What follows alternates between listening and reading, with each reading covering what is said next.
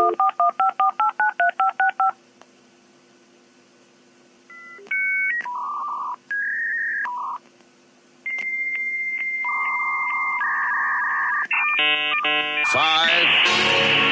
four, three, two, one.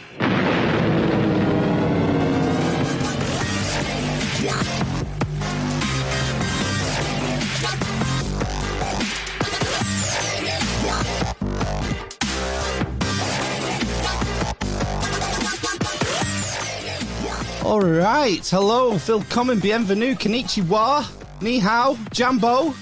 It's time for the Amish Inquisition yet again, episode 157 on Sunday, the 1st of November. Je suis Amish Phil. I'm Amish Ben. Amish Matt. All right. Tonight's guest is author and researcher David Warner Mathisen.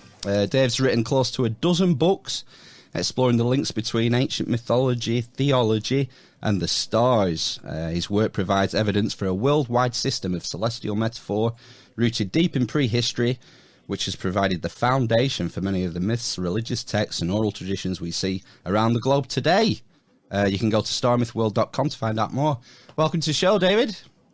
Thank you very much, Phil. Amish Phil, very good to be here. Thanks for getting my name right. Good to meet all three of you. Thanks for having me over.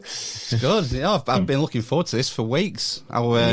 I read Astrotheology for Life, which you can see here. Nice props. I love the. I moved a window out of the way during the intro, and I said, "Oh, look, I know that book." What's this here? What's this down there? You got another one. Yeah, you were reading it upside down. It looks like. I'm that talented. Yeah, myth and trauma as well.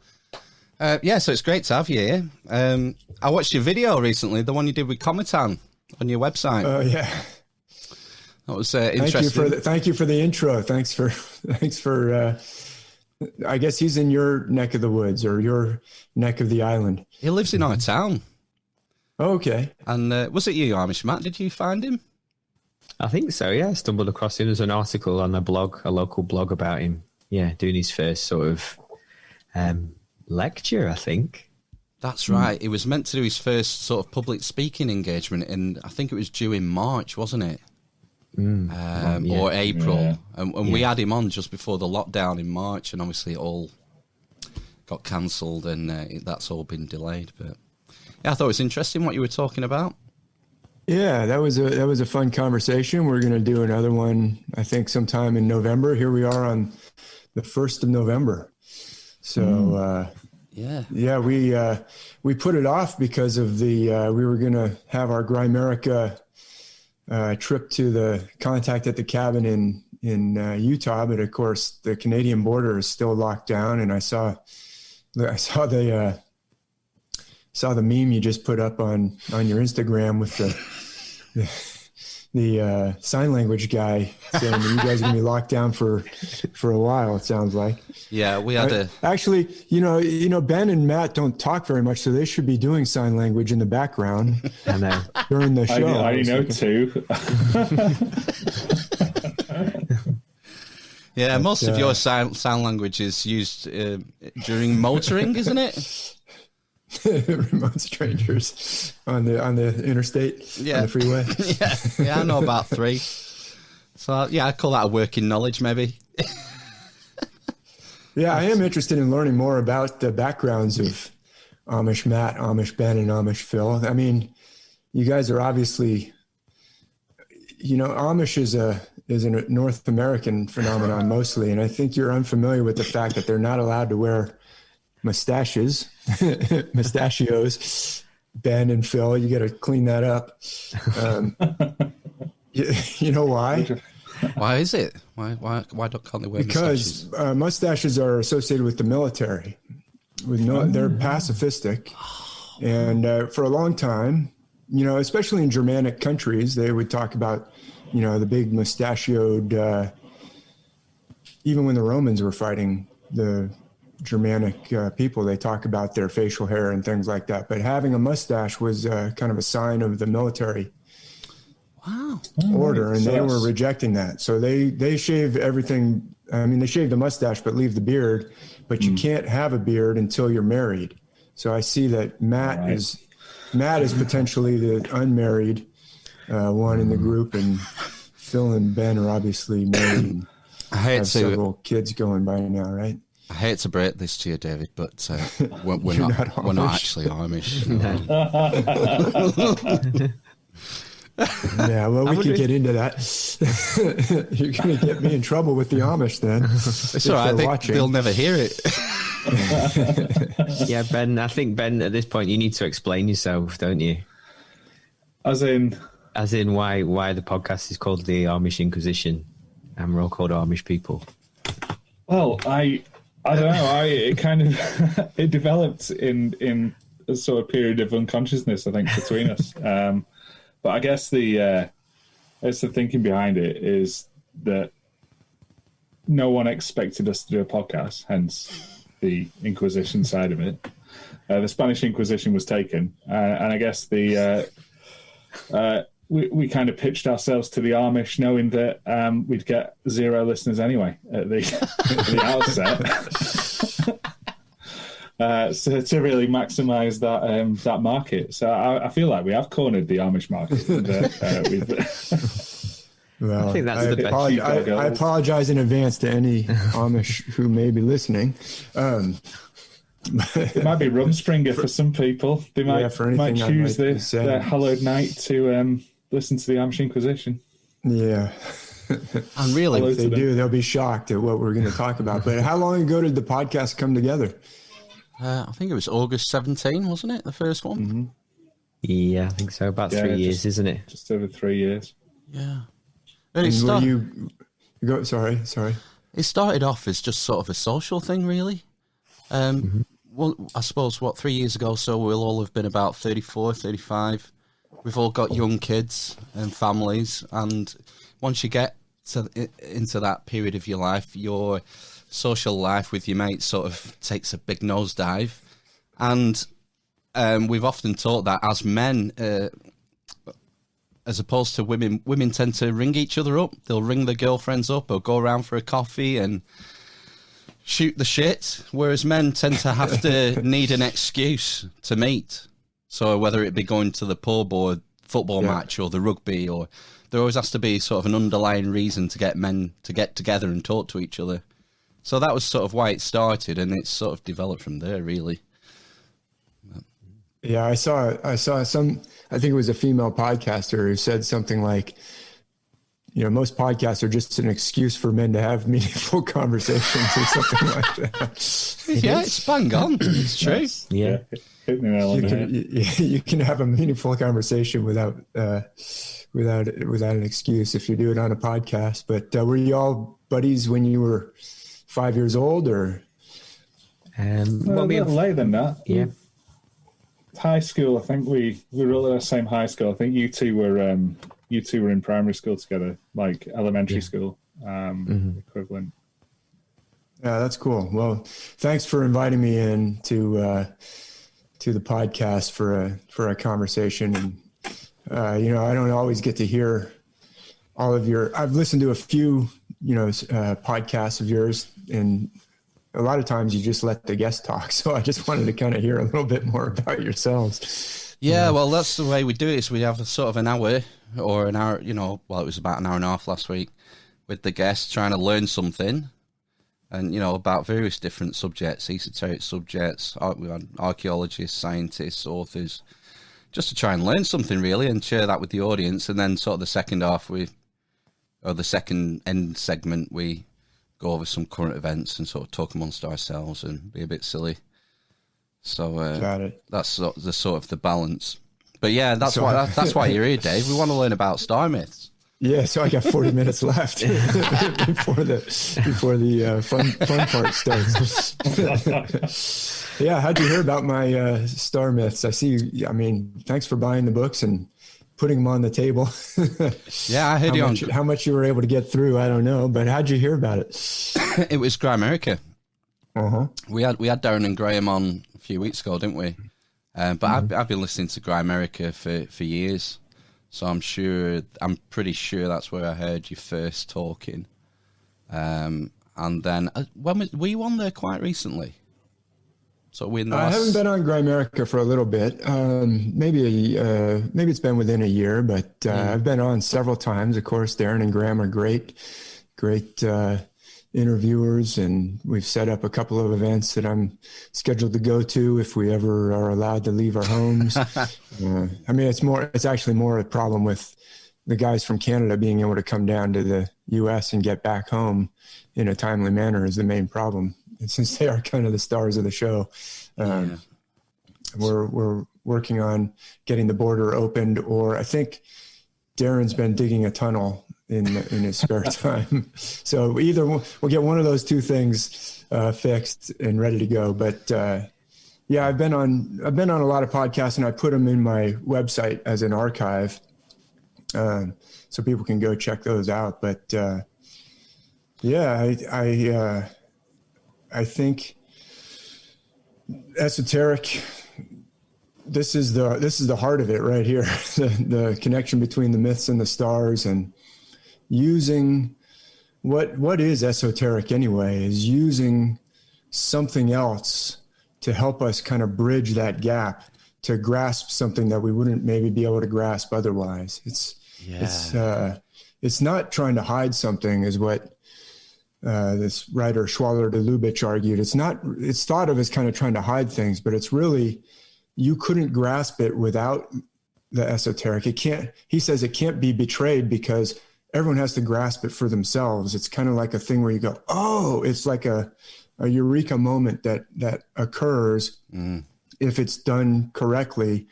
You're told a certain story, or you're shown a certain thing, and then you learn all about that thing and you get into it, and then someone says, now do you want to know what that's really about? And they tell you, and you go, whoa. Yeah. I used to use Moby Dick as an example. Herman Melville does that with whales and whaling, and every single chapter he goes deep into, and people are like, this is so boring. Why is he talking about this aspect of the rope, or this aspect of the whale fat and blubber or whatever? And then at the very end of each chapter, he says, now what this really means is we're all in a whale boat, and at any moment the rope could catch around our leg and pull us to the deep or something. And you go, whoa, that's what it means. And he's making a philosophical leap.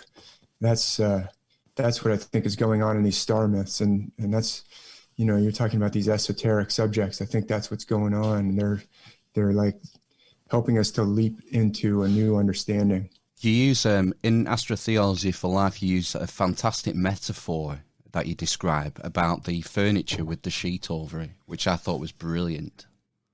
Oh, thanks. Yeah, I am drawn to metaphors. I've always been, you can't really make money making metaphors, but they're really, really useful for helping someone to, if you are, something about a subject and someone else is kind of on the other side of the river on that subject, you've got to give them some stepping stones. And then at the end, they kind of have to make that leap to the side of the river that you're on. Well, anyway, the sheet metaphor, it's actually invisible furniture in the metaphor, because these myths are talking about invisible truths or things that we can't easily grasp or easily see, but we are bumping into them all the time. It's like we're walking around the house and we're like, oh, there's that chair. There's that invisible chair. I forgot where I put it. We're bumping into these truths occasionally, but in order to see them, the ancients, whoever came up with this system, said, well, I'm going to drape this embroidered sheet over the furniture. And it's the same furniture in all the different cultures, but the sheets have different designs on them. And some sheets are kind of really thin and fine and silken, and maybe some of the cultures that are living in the warmer, more temperate climates like India. In India, the gods shower down flowers whenever a mortal does something good, or something really, really, really virtuous. Flowers shower down from the heavens, and beautiful music plays in the air. Well, in the Norse myths, the gods are not, Thor and Odin are not showering anyone with flowers. It's a totally different feel. It's stark, it's harsh, it's violent. Not that the myths of ancient India don't have a lot of amazing battles and warrior prowess, but it's a totally different feel. So it's like the the furniture's been draped with, bear skins or something in the Norse myths, and wolf skins, but it's draping the same invisible truths in different ways. And sometimes they're really full of gods and goddesses, and sometimes they're kind of more simplistic or geometrical designs, like the Taoist and the Buddhist stories. They're using the same system. They're using the same ancient foundation of celestial metaphor, but they do it in a totally different way that feels really different. But I would argue they're all illuminating the same substrate, the same truths underneath. Yeah. I love So yeah, thanks for picking up on that. I haven't actually mentioned that metaphor on a podcast that I can recall. I've made a movie where I talked about it once. Right. No, I thought it summed it up really well. I also like the way you brought down sort of you explained the celestial mechanics as well, and the different motions of that we see, whether it's the rotation or the orbits or precession of the equinoxes, because it's something that's really hard to sort of get around your head and sort of visualize, isn't it? Especially when you're trying to make astronomical observations. Yeah, well, thanks. It is, I mentioned Moby Dick, and I really think Herman Melville was casting around for I want to deal with some really deep topics. I mean, Moby Dick deals with kind of predestination and fate and, obsessions and tyranny and freedom and oppression and all these big topics. A lot of them religious topics like Calvinism, predestination kind of things work their way in there. And I think he was casting around for what is the biggest, most awesome, most awe-inspiring canvas I can use. And he used the oceans, not just the Atlantic, not just the Pacific, but it goes around all the seven seas and the whales. If you ever see, these videos of whales kind of just blowing bubbles and turning over and jumping, they're awe-inspiring. It's like, I live on the same planet with those. Well, then looking up to the heavens, I would say the biggest canvas. That's the heavenly ocean. That's the silent ocean overhead that's turning, and things in there are moving around, like the planet Jupiter, which, as we now know, has ducks on it. That was pretty amazing meme that you guys found. But, these awe-inspiring celestial cycles, the most awe-inspiring of them all perhaps being Precession, which grinds out over these thousands and thousands of years. But the turning of these constellations, and it's actually an infinite realm, right? When we're looking out into the deep, dark night of space, we're looking into infinity. At least that's presumably it's infinite. And so what better canvas to use to try and help us to see the infinite realm? But we can't see the invisible realm, but they use this. But you're right, the celestial mechanics are almost impossible to get your head around. And in fact, since writing Astrotheology for Life, I've encountered the work of Simon Shack, and I made a video about this. It's controversial. I don't agree with every single thing Simon Shack argues, but he's obviously a very keen thinker because he's part Norwegian, as am I. So that's, I'm descended from, so I'm sure he has an extremely powerful intellect because of that. But he has argued that, Kepler came in and took the work of Tycho Brahe, or Tycho Brahe, as we usually say, or Tycho Brahe, who was a Danish genius who had worked out all these things. And his student was Kepler, and Tycho died of mysterious causes or suspicious causes. And then Kepler suddenly changed his theories to the Keplerian model that basically we're still using today, where the sun is at the center of everything. And Simon Shack, following Tycho, he calls his system the Tychos system because he completed Tycho's work. So he put an S on the end for Simon Shack, which is a binary system, not just going straight around the sun, but we've got somehow a binary operation going on between the sun and Mars, which is why Mars has such a difficult orbit to figure out. Tycho said, anyway, I don't want to get too lost in the celestial mechanics, but Mars is very, very, very difficult to figure out. And I would argue that there are some aspects of Mars's orbit and a few other pieces of evidence that seem to cause grave, insurmountable problems for the Keplerian model. So maybe we are in some kind of a binary system.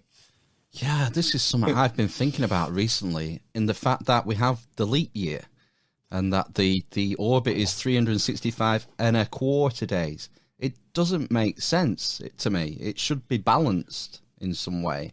And I've been thinking about this, like we're missing something. We're missing something in our celestial mechanics that will rectify that. And one of the interesting things I did hear about, I was reading one of John Anthony West's books. I don't know if it was earlier this year or last year. And he was talking about the ancient Egypts were using the Sothic, is it the Sothic calendar with Sirius? Sothic cycle. Yeah, it's a the Greek name for Sirius was Sothis. And so there's a Sothic cycle for Sirius. So all that celestial mechanics, I used to have there was a major I worked for in the Army who would say things like, "I'm thinking so hard my hair hurts." And that's how I feel when I start thinking about celestial mechanics. Yeah. But so if I had to explain to you the Sothic cycle right now, I would completely mess it up. But the Maya had it completely dialed in, and their monuments today incorporate the cycles of the rising and setting cycles of Venus and Moon along the horizons. And Sirius was obviously really critical to the ancient Egyptians. Sorry, I don't know if I jumped in and interrupted what you were going to say about John Anthony West. No, I was just intrigued that it was such an important component for the ancient Egyptians, and like you said, for the Maya. But we sort of disregard it, and whether that's just because it's an esoteric thing, because it's the morning star and it's so prominent, or whether because I did read once that the Dogon tribe seemed to have a big fascination or obsession with Sirius as well. Right. So, and that's Laird Scranton, if you could ever have him on your show, could explain all about the Dogon Sirius. But they appear to have known about the binary nature of Sirius, or perhaps it's even more than a binary star. It may be 3 or even 6 stars orbiting. But basically, we've found that as astronomy and science have gotten bigger and bigger telescopes, or radio, using other ways of seeing farther and farther, they've discovered that it looks like more than 80% of the stars we're finding are at least binary, or they're multiple. So it's interesting that you said we seem to have forgotten all these cycles, but back in the ancient times they were so central and so important. And it is possible that saying, if we're really in a binary or something more complicated, and saying to everybody, no, we're in a central, there's only one sun, and it's right in the middle of everything. And it's this Keplerian Copernican model where the sun is at the center of everything is a lot like getting rid of all the ancient gods and putting one monotheistic God in the center of everything, which, by the way, the Christianity system is a solar system. It's a solar cult. It worships on Sunday. It has a lot of solar aspects to it. It's almost possible that those two changes happen at the same time for some kind of a reason. So I would check out Simon Shack's book on the Tychos, and he's got a website about it. And if you're into computer models, he has a colleague named Patrick Holmqvist, I'm probably saying it wrong, in Sweden, who has made a beautiful 3D model of it, that you can, of their model. So what I would say about what I've discovered about the connection between the stars and the myths is what the actual model of the solar system is doesn't really change what we see, what we have to explain what we see here from the Earth with our model. Whatever our model is has to be able to explain the seasons that we have and the changes in the light and the motions of the planets and the motions of the stars that we can see from Earth. And so you can explain those with different hypotheses, and those can harden into kind of a theory and kind of into something that people accept without even questioning. Mm. And so it may be that we've accepted a model that is in need of some change, perhaps in need of radical change. But either way, the model itself doesn't change what I'm going to talk about in terms of the connection between the myths and the stars.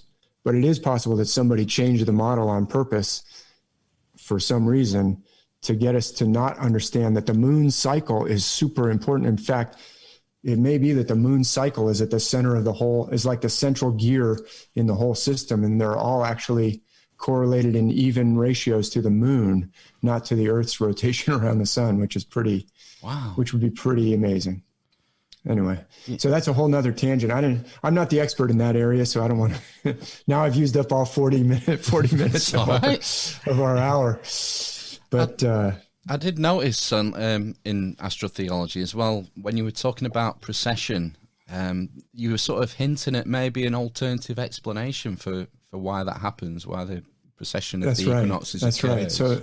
So Walter Cruttenden is also a researcher. He's here in California, and I know Walter well. He's a friend, and he also posits a binary system, a different model than what Simon Schack proposes, but he has found a lot of evidence that we're in a binary system as well. So I think it's something to really, and that could explain. So precession causes the background of stars to be delayed, quote unquote delayed. That's the easiest way to understand it. We could talk about what it means, but in the myths, it has esoteric significance. It's used to convey important, profound truths that we need, not even, they're deep and profound, but also very practical, day-to-day, minute-to-minute truths that we need in our life. What causes precession can be argued about. It could be caused by the wobble of the Earth. That's the conventional. It could be caused, if our sun itself is part of a binary, that would also cause the phenomenon of precession that we see. So you could explain it in different ways. What's causing it? I'm agnostic at this point as to what's causing it. I'm open to whichever model best explains the evidence. I'm convinced that the ancients knew about precession. They incorporated it in the myths long before conventional history says that humanity knew about precession. Precession is not easy to detect. It's a subtle, and it takes some pretty advanced. We could talk about what it takes to figure out that it's even going on. Yeah. But if they incorporated it in their myths, even in the most ancient myths, it's in the Osiris myth. It's in the Elder Edda, the Elder Edda, or the poetic Edda of the Norse myths, talks about the number of heroes, the number of the fallen heroes that are in Odin's hall that are going to go forth to battle at Ragnarok at the end to fight the wolf. The number is a precessional number. It's very clearly, specifically put into that poem.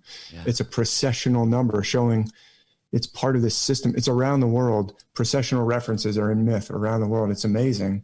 What causes it, I don't know. I suspect it might be something to do with binary, but whatever causes it, they're using it in the myths to teach us something. That's what's so interesting, is that it's all over the world, and wherever you look, that you find these certain precessional numbers reoccurring, and how it ties in with things like sacred geometry and ratio and whatnot. But I mean, to give people a clue, as far as you said about how difficult it is to actually observe precession, I believe that the background of the stars, it moves something like 1 degree every 72 years. So you would have to stand in the same place, looking in the same direction for 72 years for it to move a degree. And it's on the same exact day. So you have to know. So it's basically, let's say that so you can use the equinoxes and the solstices to figure out where you are in the yearly cycle, because as you already mentioned, the calendar slips around a little bit. And so we have to add things like leap years. There's been other mechanisms that they've put into. Leap years isn't the only way to keep the calendar on track. You can also use intercalary days, where you, every certain number of years, you add, like the Egyptians would add 5 days every certain number of years. And each one of those days was associated with a god or a goddess. But, to keep the calendar on track. So you have to first know exactly where you are in the year, and you can use something like an equinox. So if on the equinox, the sun rises at the very constellation that's in the sky on the eastern horizon, and you're standing, as you said, in the exact same place. In fact, your head has to like basically be on the exact same, you have to put it on a certain rock, a Stonehenge or something, right? And look exactly towards that direction. And if on that particular day, the constellation Taurus is just above the horizon, as the eastern horizon gets, first it's pitch black and you can really see the stars. Then it gets lighter, dark blue. Then it gets lighter and lighter and lighter blue. And pretty soon you can't see those stars anymore. You can only see really bright ones, and then they fade out too. And then the sun pops up, right? So if the constellation that the sun is in on that specific day is Taurus, well, over time on that exact same day, if you're in the exact same spot on the celestial mechanics, you would expect it's always going to be Taurus, right? If you're measuring correctly and you got your head right on the spot and you're on the same spot on the planet, and the planet's in the same spot in its travels, whoever's orbiting whom here, if the sun is orbiting us or we're orbiting the sun or whatever's happening, if you're in the exact same spot, then the sun should have the exact same background. But if over time you start to notice, well, on this exact day, 72 years later, the stars are 1 degree held up. They're 1 degree, 72 days, 72 years on the exact day. That's like the width of your finger held out at a length, 72 years. So you have to start when you're like 3 and take really good calculations. And then when you're 75, you can go, 1 degree. I wonder if I messed up, or if, you see, it almost requires precision. It requires records, because you got to basically pass this down through generations, and people got to go, okay, I think this is not error. Something's actually going on here. Okay, now let's try and figure out how fast it's happening. And they figured out how fast it's happening. You said 1 degree every 72 years. Right now, it appears to be 1 degree every 71.6 years, but they round it in the myths to 72. So you have a lot of myths where 72 or some multiple of that 108, 216 will show up in the Norse Ragnarok story that I mentioned. Is 432,000 or 43,200. Sometimes they put different zeros on the end, but they're the same. Those numbers are incorporated into the ratios of the pyramids in Egypt, but also in the Americas. Right. So somebody figured it out to high degree of precision. Then they incorporated it into all these myths in a really sophisticated way. And they incorporated it into ancient things like the Great Pyramid, which who knows how ancient that is, but it's very ancient. So it was very sophisticated to figure it out. It's not a trivial calculation to figure out that precession's even explaining what it is kind of hard and time consuming. But these myths incorporated around the world. It's amazing. And from all throughout human history, as far back as we can go, we find these numbers and the evidence of these observations. And, this sort of ties into some of like Graham Hancock's work, in that it suggests some sort of progenitor culture. I think that's probably the most likely explanation, is a very sophisticated culture that was way before ancient Egypt, even ancient India, way before ancient Sumer, and Babylon and Mesopotamia, because all those cultures, the most ancient scriptures of ancient India, the Vedas, have this system. So what I've discovered, and I'm not the first to talk about this, but the connection between the myths and the stars goes very, very deep and it's very precise, and it's the same system around the world. So it's the same system that's underlying the stories of ancient India, from the Vedas to the epics like Mahabharata. It underlies the myths of ancient China and ancient Japan. It underlies all the stories of the Bible, the same system. They're using very precise connotations, like this constellation has these certain characters, like certain personalities. You, Matt, and Ben have different personalities, and the constellations have those same kind of different personalities, and those differences are preserved around the world to where we'll find a god in ancient Mesopotamia that has the same characteristics as a god in the Norse myths and in the Maya and in the cultures of the Pacific, like Hawaii and New Zealand, the Maori, and China and Japan. The same specific characteristics and the same specific associations with a specific constellation. And so this is where it might be helpful if I show some slides, or if we have time. Cool. Yeah, definitely. Lots of time. But before I do, I've been talking a lot. Ben, Matt, or would it be better to just show some specifics instead of? Yeah, definitely. I think some visual aids would work well. I'm just trying to digest. Yeah, I think me and Ben just like listening, don't we? A lot of the time, this is more Phil's specialty. We absorb. Not that far. Yeah. Well, it is. It's hard to grasp. It's like we haven't really been taught the celestial mechanics to start with, but we also haven't really been taught the constellations. And so when I start saying these myths are based on the constellations, actually, I think most people go, almost everybody's probably like, no, yeah, that makes sense. And they're like, no idea really what what does he have in mind by that?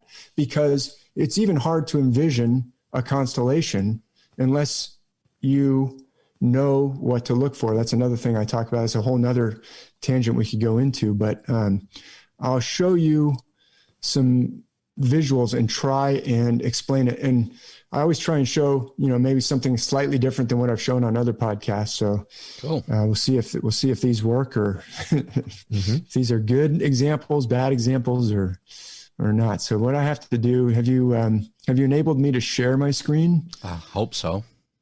Okay, let's see. I will hit share screen, and yeah, it looks like I can. So just bear with me for a moment while I get this going. Is that Amish Inquisition podcast slides? Can you see my screen? Yeah, you want to delete those Pornhub tabs though, Dave. Yeah. I always try and cover that up by moving the windows around. Guess it wasn't fast enough. All right. You Amish are really strict. I see.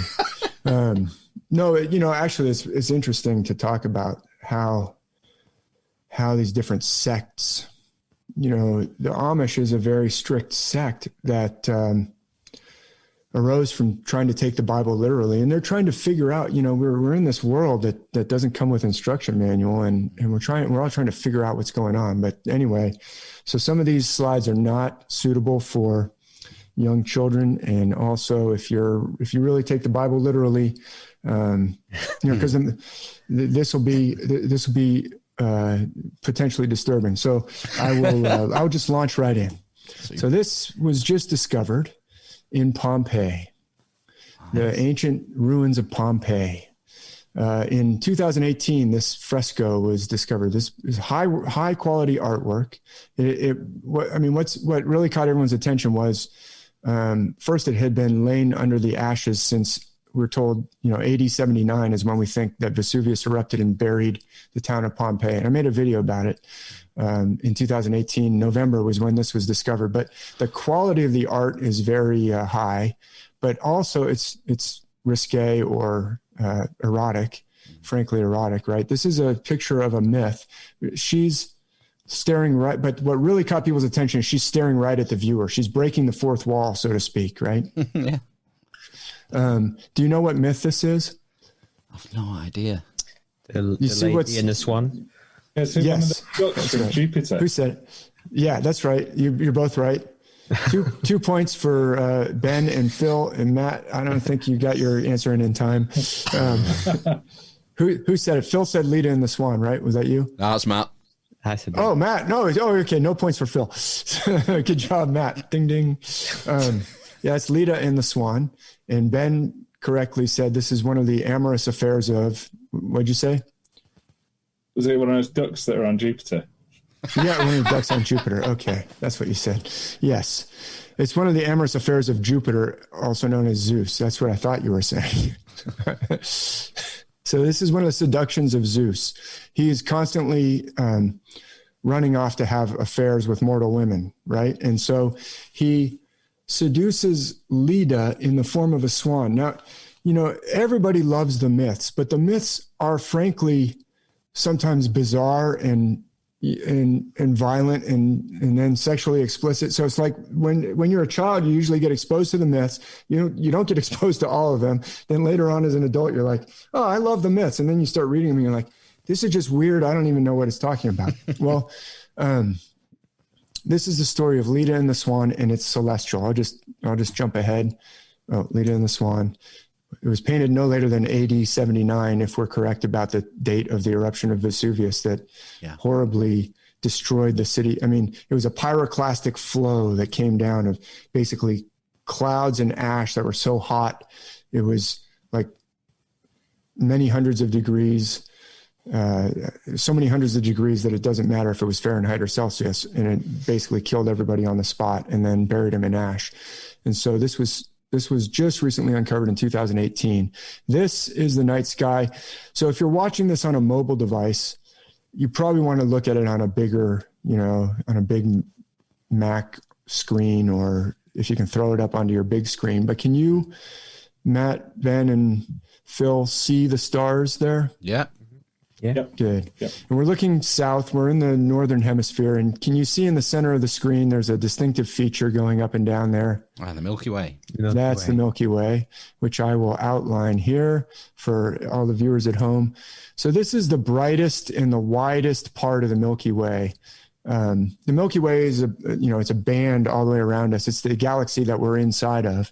And this brightest part, modern astronomers refer to as the Galactic Center. When we're looking in this direction, we believe we're looking towards kind of the center of that fried egg. I call it sometimes, like if we're inside of a pancake, it's actually more like a fried egg that has a core at the center. And the brightest part there is a Galactic Center, just to orient you. And then there's this dark rift also that can play a lot of roles in myth, but they call this part the dark rift. You can see it's like a path across the Milky Way.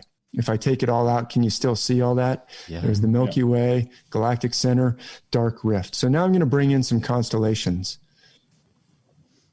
So I'm using Stellarium here. Can you still see it okay? Yep. Yeah. Can you make out the shapes of those constellations? So here we have in this story Zeus, or Jupiter, or Jove. He was called by the Romans Jove.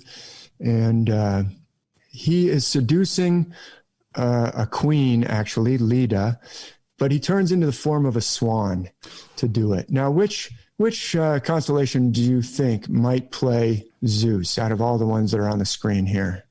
Who do you think might be Zeus? Could it be Hercules? Who said that? Amish Phil. Amish Phil. Good job, Amish Phil. Let's see. Yay! That is Hercules right there, and it would be the constellation who plays the most powerful deity in almost any myth system will be associated with this constellation because, well, it's a powerful looking constellation. I mean, look at that outline. Look at the deep lunge. I mean, he's in a powerful body posture, but also has a big square head, like a man with a big square beard, right?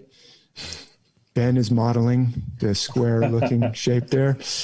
A lot of times, and he's got that huge weapon that he's menacing. He's just menacing overhead. All right. Yeah. The myths are certainly not afraid of getting into all kinds of subject, but that is the constellation Hercules that Phil has correctly identified. So I'll take the red circle away. So that is the constellation that plays Zeus. it plays a lot of different figures, not always a male figure. All the constellations can play both male or female figures in different myths, which you might not expect Hercules to play a female figure, but sometimes it does. The Gorgons, like Medusa, are female, but if you look at ancient artwork of the Gorgons, they're depicted in the same outline as Hercules, and they usually have almost a square-shaped head because they're depicted with like a fringe of serpents, like a beard almost. Sometimes a lion-headed god will be associated with Hercules because it has a full mane, or even Hanuman in the myths of ancient India. He's a monkey-headed god, but he has like a rough, like a monkey beard. He's associated with Hercules, and he carries a mace, which is a sure sign that we're almost a positive sign that we're dealing with Hercules. If you got either a huge club, a huge hammer, a huge axe. I could show how it could be a hammer. It's just how you connect the lines, but that's for sure Zeus. And here's an ancient piece of pottery. We know it's depicting Zeus because the ancient artist even wrote Zeus. It's badly damaged. This one's in, I think, Munich. You can go see it. This is kind of where the outline suggests the rest of the painting would have shown. And here's a recreation by a modern artist. Can you see some of the same characteristics as the constellation in that artwork? Yeah, the thunderbolts replaced the club, hasn't it? That's right. So that powerful weapon could be a club. Who's the son of Zeus who usually swings a club and wears a lion skin over his head? Hercules.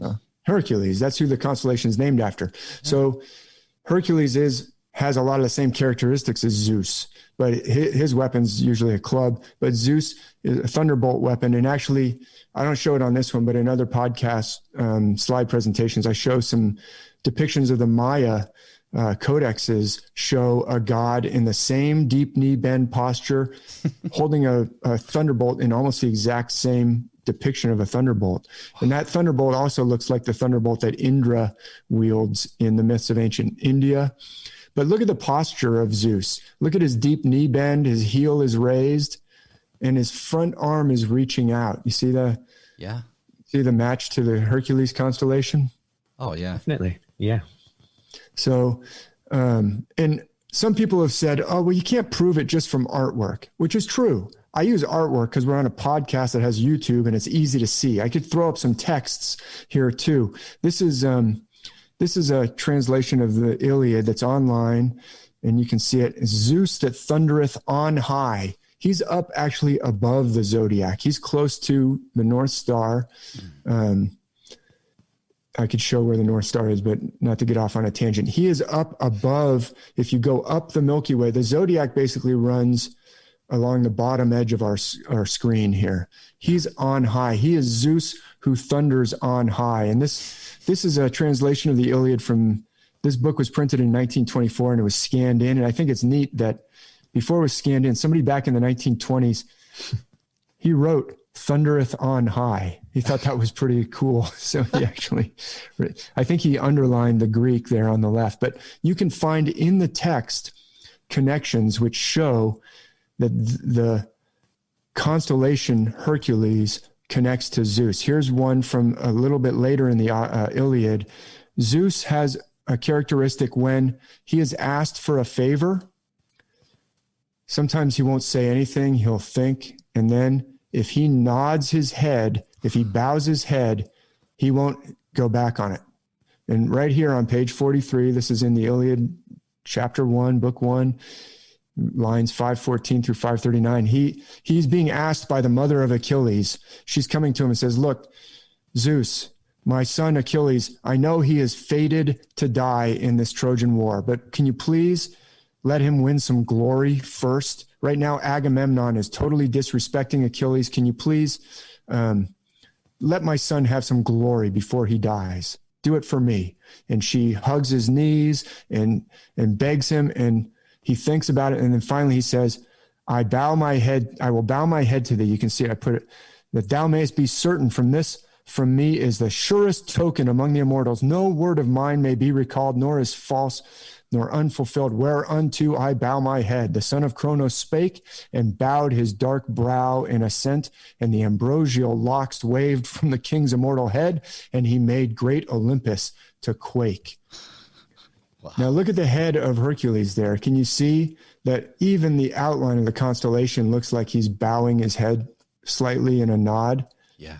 I would argue that is textual evidence that confirms that we're talking about this constellation. In fact, when he nods his head, Olympus quakes. Look right down below Hercules. You see right down below Hercules, there's a tombstone-shaped kind of constellation. Yes. Mm-hmm. That is Ophiuchus, the serpent holder. It's like a tombstone-shaped central obelisk with serpent halves on either side. Well, that constellation is extremely important in the ancient myths. It also plays a doorway sometimes. Can you see how it could play a doorway? Mm. It could also play a mountain, and it does play a mountain. I can confirm from lots of textual analysis that Ophiuchus plays famous mythological mountains, including Olympus. Why is Zeus up on top of Olympus? Because he's above Ophiuchus. So famous mountains in myth, like Mount Meru in the myths of ancient India, you'll see this tug of war that's going on between the good devas and the bad asuras. They're doing this tug of war, and they're using a serpent. And in between is this mountain that's kind of narrower at the base and wider at the top. Well, do you see a mountain that's narrower at the base and wider at the top that has a serpent on either side? That's Ophiuchus. So anyway, I think we've presented enough evidence to argue that Zeus is associated with Hercules. I could go on and on, but there's Ophiuchus. Yeah. I have a question. Sorry. Go for it. You mentioned Ophiuchus is sometimes depicted as a doorway. Is it relevant that is at the opening to the Dark Rift? Yes. Good call by Amish Ben. Is that the journey to the other side? Valhalla. Yeah. The journey to the underworld. Oops, I'm out of water. Oh, I got it. It's a rift, not sometimes the river Styx and things like that. I've heard that, I think. That's right. In fact, I would argue that Ophiuchus plays the gates of hell or the gates of Hades, the gates of the underworld in Greek myth. I talk about that in one of my books, Star Myths Volume 2. And in fact, underneath Ophiuchus, you see, sorry, I got a little something. You see Scorpio down there. Scorpio actually is depicted as having 9 heads or 7 heads in some different myths. It's like a serpent with 7 heads, but actually, if you've got light pollution, you can see pretty easily 3 heads. And the dog that crouches down below the gates of Hades is the 3-headed dog Cerberus. And so yes, that dark rift definitely plays the road down to the underworld. Very good connection by Amish Ben. 5 points. And there are these myths of Eurydice. I didn't show Eurydice here. I did when I was talking with Sam Tripoli on his show.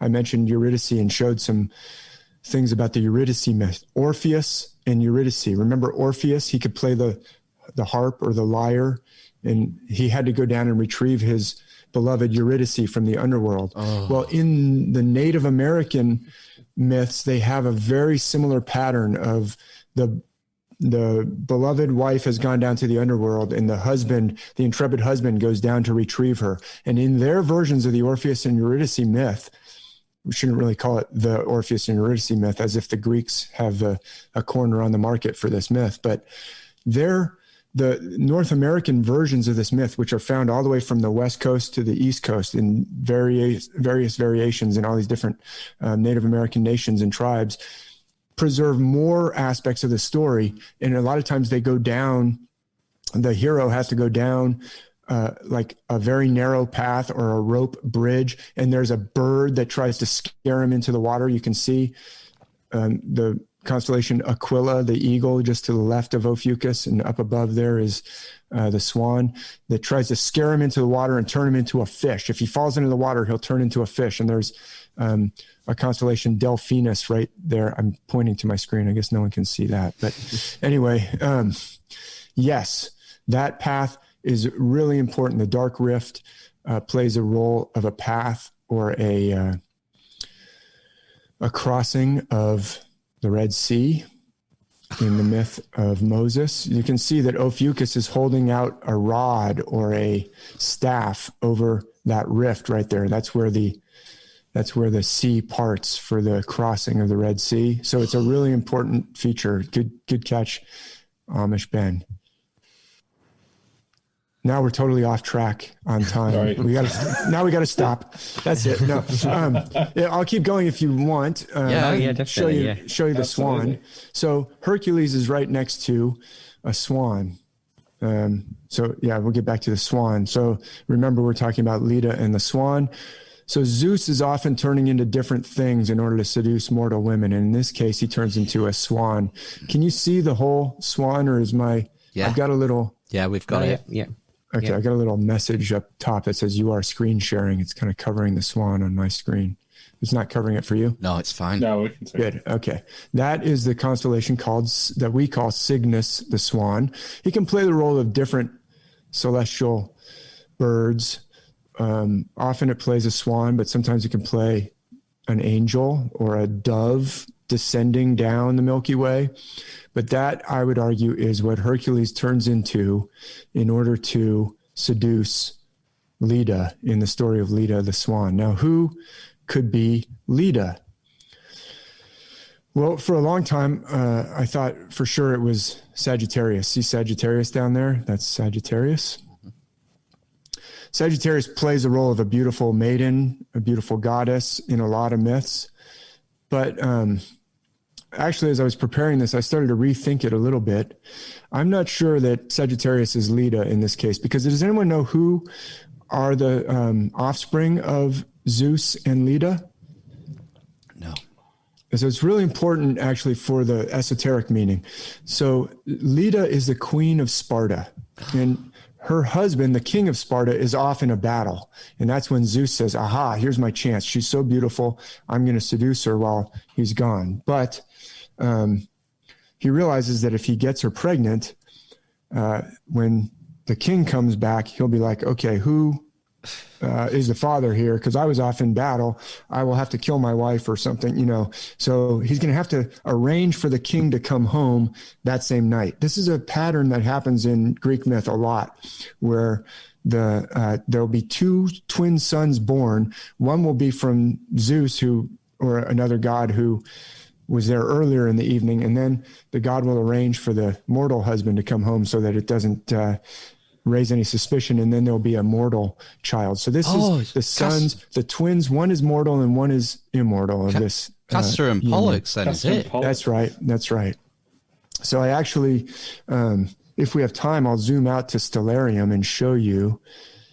Or in the interest of time, I was going to zoom out to Stellarium, but I show it here. There's a different part of the sky. I could show you how we get from where we were to where I'm looking now. I've advanced the sky a little bit. If you look down at the bottom, the date and time, but you can still see Cygnus off there now on the right side of the screen. Yeah. Is this the northern hemisphere then, David? And the other was the southern? Because I'm recognizing. No, I'm still in the northern hemisphere, facing south. Okay. All that's happened is the night has progressed and the stars have wheeled across the sky like a giant wheel. Yeah. Just like the sun rises in the east and sets in the west, all the stars do that too. So I was going to zoom out and show you on Stellarium, but just in the interest of time, I'm just jumping to another part of the sky that's connected. It's just a little further behind the part of the sky I was looking at. Do you want me to go to Stellarium and show you? No. Okay.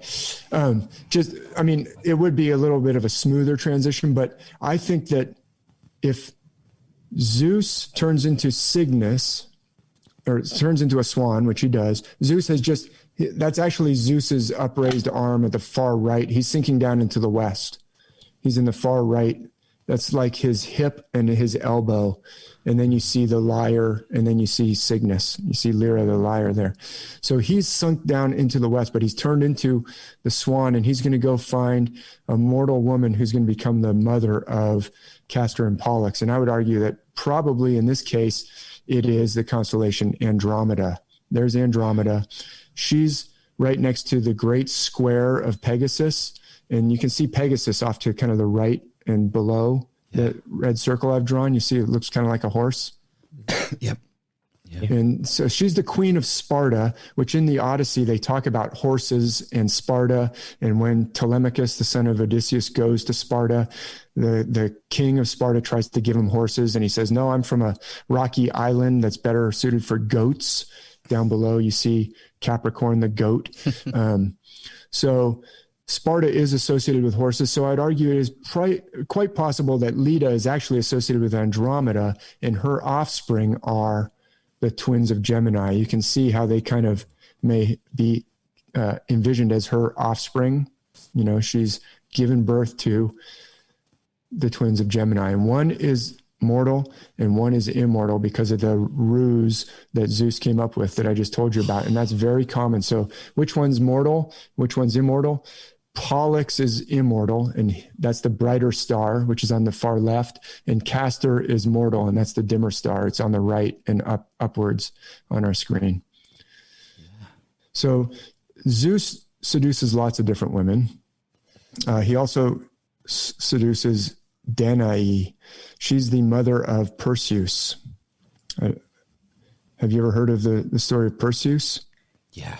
Perseus, yeah. She's put into a chamber under the ground because in a oracle, her father has been told. Her father's the king. He's been told that if she has a child, you know, her son will cause the death of the king and take over the throne from him. And he says, well, I don't want that to happen. I'm going to put my daughter in a stone chamber or a bronze chamber, sometimes it's called, or a brass chamber. There's different variations under the ground. And that way no one will ever have a son with her, and then I won't be killed. And of course, Zeus says, you know, she's very beautiful. I'm going to figure out a way to get into that bronze chamber or that stone chamber that's under the earth. And he does so in the form of do you know? No.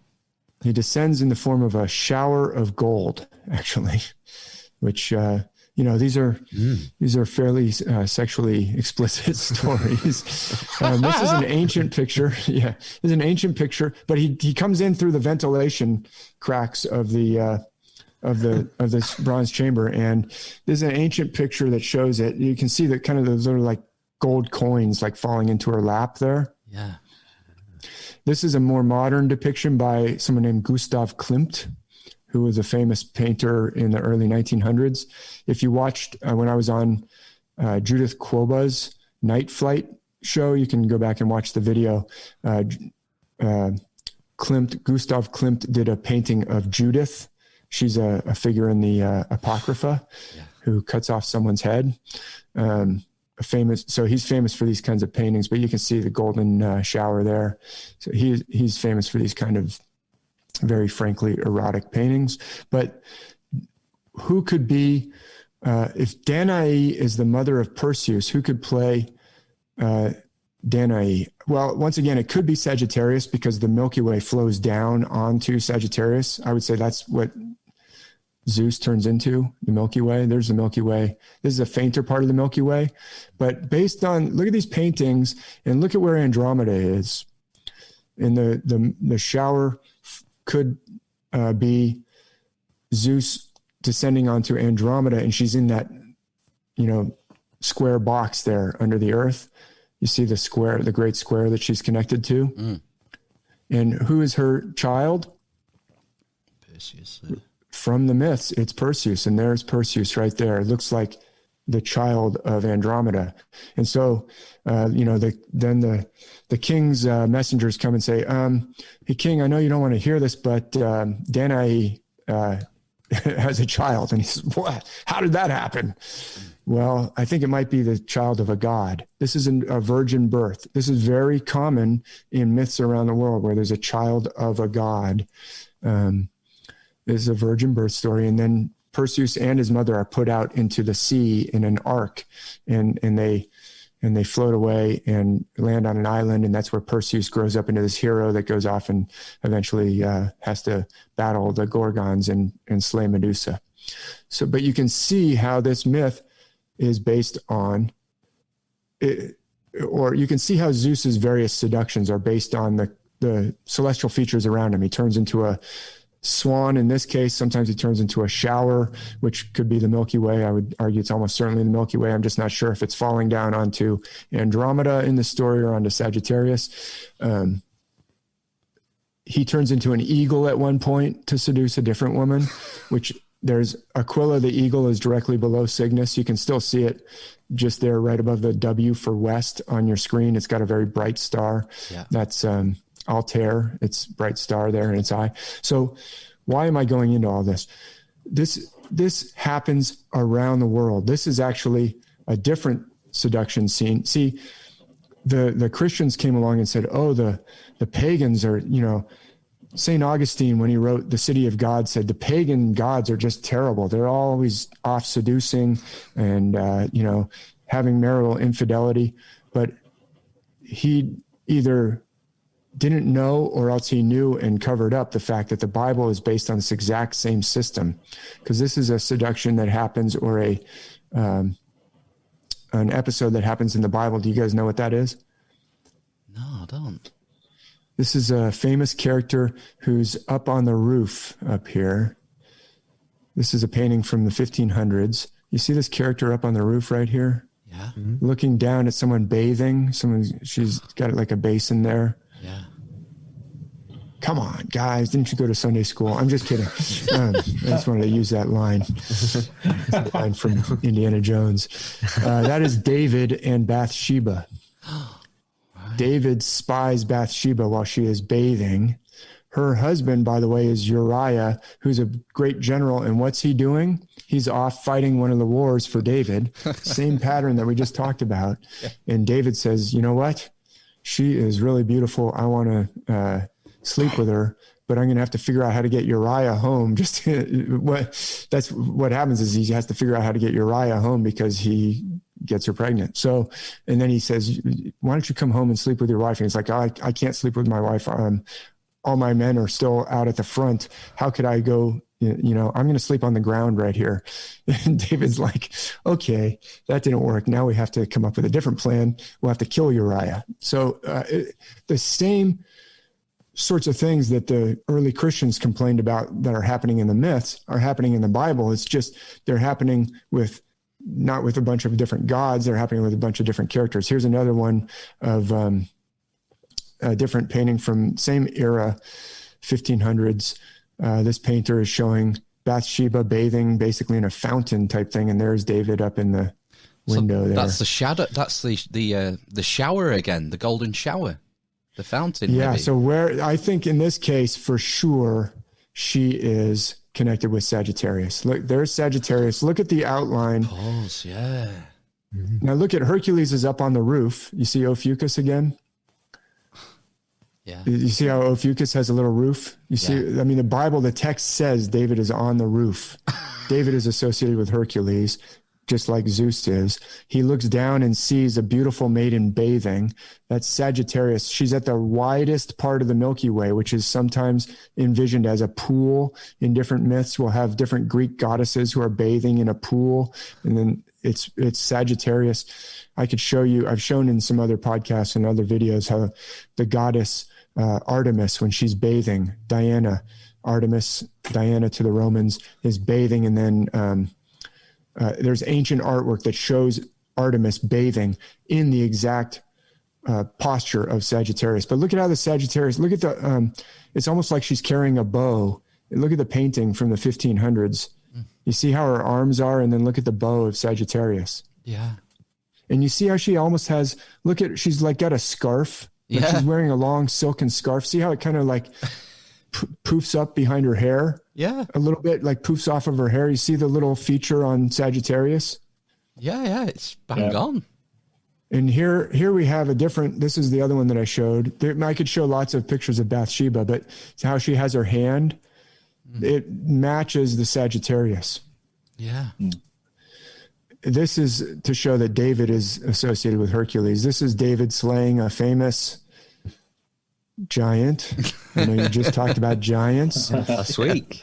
Yeah. This is from the 1500s again, or early 1600s. Peter Paul Rubens. Look at the outline of David that he's chosen to portray David in. Yeah, it's got Do you that see anything same familiar there? Yeah, the bent knees again, and the implement over his head. Yeah, he's ready to strike. And where's he stepping? Like right on the temple of the giant's head. So, and we can be sure that David is associated with this constellation, because right to the left, I didn't even show it. I should have put an arrow next to it. But right to the left of Hercules, there's a constellation with a really bright star. It looks like kind of a V-shaped musical instrument with two strings on it. That is the lyre. That's Lyra the lyre, just to the left of Hercules. And David plays the harp, or the lyre. Yeah. In a lot of verses in the Bible. So there's no doubt in my mind that, I'm just showing a few examples. I could go on for hundreds and hundreds and hundreds of examples, but the myths around the world, including the stories in the Bible, are based on this same universal, worldwide, celestial system of metaphor. So, there's... Oh, yeah. Why am I putting that arrow there? Oh, yeah. Because the son of David. Remember how we saw the son of Andromeda is Perseus? Or I'm arguing that's a possibility, that Andromeda is Danae. Or they pronounce it different. You'll hear it pronounced different ways. I've seen multiple ways of pronouncing the name of Perseus's mother. But often a constellation right near another constellation will be descended from it. Who's descended from David? Do you know? Solomon. That's right. So right below David is Ophiuchus, and that is Solomon in between the pillars. Ophiuchus has those two pillars. Here, I'll make it small so you can see how Solomon is seated between the pillars, but he's also descended from David. See how he's descended from David? That's the temple that he built.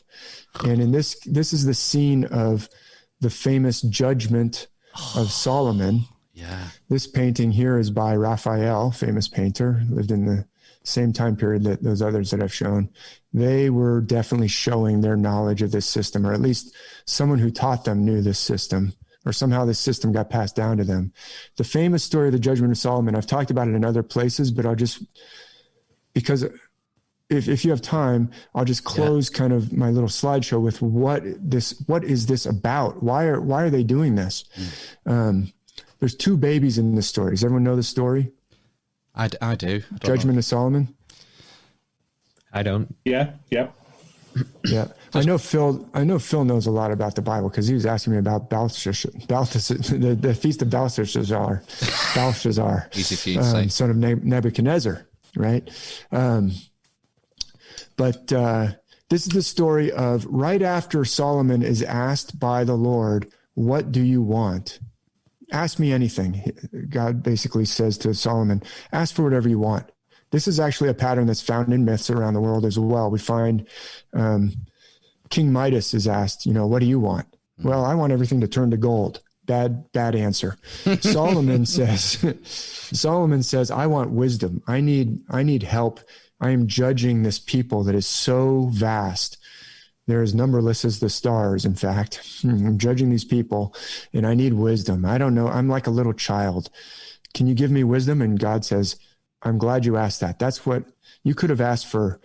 Long life. You could have asked for power over your enemies. You could have asked for riches, but you asked for wisdom. So I'm going to give you those other things too, but I'm going to give you wisdom. I'm going to give you a wise and understanding heart. Very specifically says that. And right after that, this scene of the judgment of Solomon happens. Like the very next verses. This is in the book of First Kings. I always get it confused whether it's First Kings or Second Kings off the top of my head, but pretty sure it's First Kings chapter 3. Anyway, right after that, we're told that Solomon is approached by two prostitutes who have each had a child about the same time. But one overlay the baby during the night and it died. And then they both come to the king and they say, hey, we've got a problem here. She smothered her baby by accident, and then she gave me the dead one, and she kept my baby, that's the live one. And the other one said, no, that's not true. She overlay her baby, and she's trying to get me to give her my baby. And Solomon says, what should I do? I don't know which one's telling the truth. You see it right in the text. So he comes up with a brilliant plan, right? You guys all know the story. Yep. He says, I know. Cut the baby in two. Give one half to each of them. Problem solved. Now, we know he's talking to someone else. I used to think when I heard this story in Sunday school that Solomon pulled out a sword and said, I'm going to cut it in half. But in the text itself, he says to someone else, and then one of the women cries out and says, don't do it. Give her the baby. I don't care. And the other one says, no. Cut it in half. That's a good solution. And Solomon says, stop. Obviously, he wouldn't have to say stop if he's holding the sword himself. So he's talking to someone else. Who's he talking to?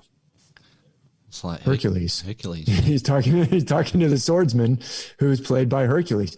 Ophiuchus is played by, Solomon is played by Ophiuchus. He's in between the pillars. He's the king who builds the temple. Yeah. He's descended from David.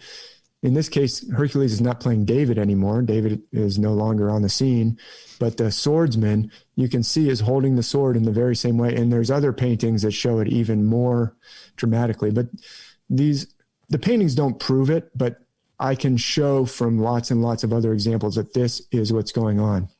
Yeah. So if you look, there's two women in this scene. There's Sagittarius, and I just put the label under Virgo. She's underneath the painting of, can you see Virgo lying on her back with one arm outstretched? That's right, yeah. And then on the left, we have Sagittarius. Those are the two mothers, I would argue, in this scene.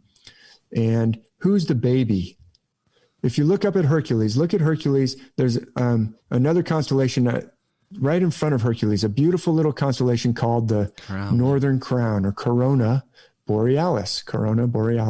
And if you now watch Hercules' arm, see his lower outstretched arm, I would argue that the ancients would sometimes draw some extra connections in their mind to make the myths work. You could imagine Hercules grasping that crown. See that? Yep. Yeah. Like he is in the painting. Pardon? Just as he is in the painting. Yeah, look at the painting. What is arched in the painting that's being held by Hercules? The baby. A baby. It's always drawn in this hard arch. You guys are young dads. You have babies. Do they ever get really mad and arch? Yeah. And piss on you? Yes. When they're really, really mad, they will arch like that. Well, this is like found around the world, Hercules grasping a baby. Now, I would argue this is really good argument that this is the same system around the world, because if you look at the Northern Crown, most people would not immediately go, aha, an arching baby. I'll put that into a story. You might think of it as a crown or a necklace, and it does play those things in lots of different myths, like the necklace that Loki steals from Freya in the Norse myths, I'm sure, is the Northern Crown. It looks like a necklace. You could argue that different cultures would think of it as a necklace, but for multiple cultures to think of that as an arching baby and have Hercules lifting it up is a hard argument to make. And I would argue that that shows that this is part of some ancient worldwide system. So I've put in here Ophiuchus, I think corresponds to King Solomon here. He's associated with Ophiuchus. There's lots of other evidence that he's associated with Ophiuchus. The swordsman here is associated with Hercules. The baby, Northern Crown. I would argue that the mother with one outstretched arm there is Virgo. Can you see that? Mm-hmm. Yeah. See how she's got an outstretched arm? You might say, wait, she's got two outstretched arms, but actually her second outstretched arm is kind of connected to her lower skirt there. So if you looked at the outline, it actually matches up pretty well with Virgo. And then the other one with her arm out, I think, and pointing in two directions is Sagittarius. If you look, Sagittarius kind of has a bow pointing one way and a plume going the other way, just the same way her arm is going, the same way as that plume. Yeah. Anyway, Sagittarius, the reason why I say it's pretty certain that it's Sagittarius is not just because of this painting. I'll show you in a minute why. But who's the dead baby? If the Northern Crown is the live baby. Oh, Any ideas? The Southern Southern Crown. Crown. Yeah, Let's say Sagittarius is... Sagittarius. Yes. 10 points for all of you. Southern Crown right there next to Sagittarius. Yeah. So there's the Southern Crown baby.